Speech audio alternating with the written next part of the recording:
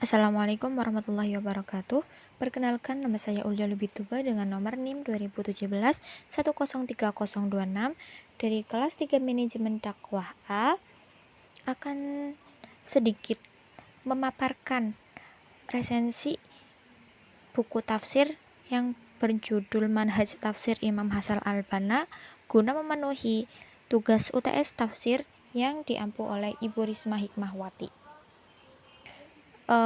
Di sini yang saya resensi itu judul bukunya Manhaj Tafsir Imam Hasan al-Banna yang ditulis oleh Imam Mahmud, diterbitkan oleh PT Kuwais Internasional pada tahun 2008, lebih tepatnya di Jalan Bambu Wulung nomor 10, Bambu Apus Cipayung, Jakarta Timur.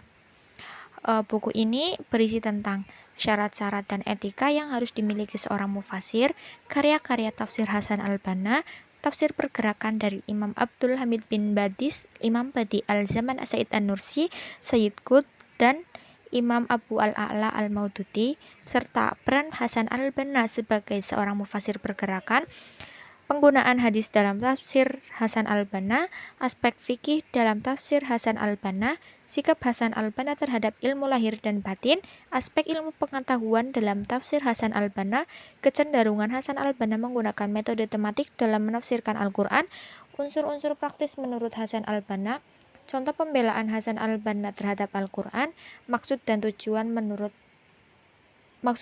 tafsir menurut Imam Hasan al-Banna. Untuk kekurangan dan kelebihan buku, yang pertama kekurangan buku. Sebelumnya mohon maaf karena saya meresensi dalam file bentuk PDF, jadi tidak mengetahui kekurangan fisik. Tapi ada beberapa hal yang terlihat kurang, seperti di bagian cover, penulisan judul asli dan penerbit tidak disertakan, sehingga sedikit membingungkan. Lalu masih terdapat beberapa kata yang disingkat, seperti terhadap tapi diketik THD. Selanjutnya, terdapat beberapa kalimat rancu yang terjemahannya sedikit sulit untuk dipahami. Selanjutnya untuk kelebihan. Untuk kelebihannya yaitu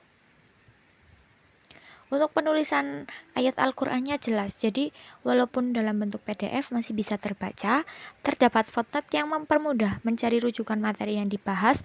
Materi yang terdapat di buku ini lengkap, penafsirannya menggunakan teknik tematik, maudhu, dan tahlili, dan menggunakan 3 muqaddimah, serta ayat yang ditafsirkannya sangat beragam.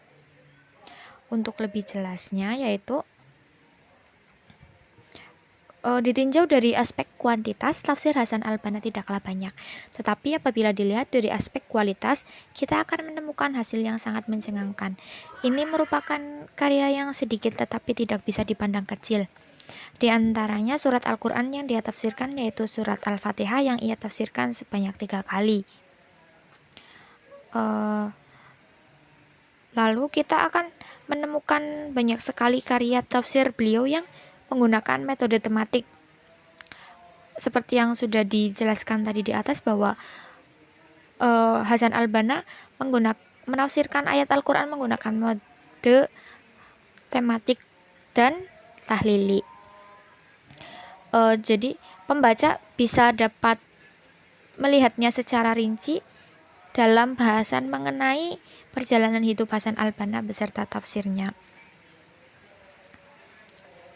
Kelebihannya lagi yaitu untuk corak tafsir tahlili dan maudhi merupakan potret tentang metode yang diterapkannya dalam menafsirkan Al-Quran.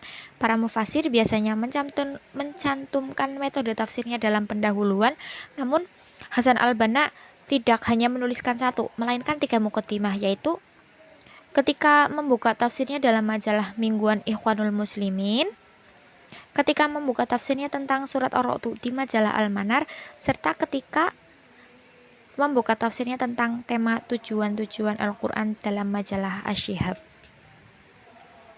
Nah, dari pemaparan di atas dapat disimpulkan bahwa sesungguhnya Hasan al-Banna itu tidak menafsirkan ayat Al-Quran secara utuh, tetapi dipilih oleh Hasan al-Banna untuk ditafsirkan.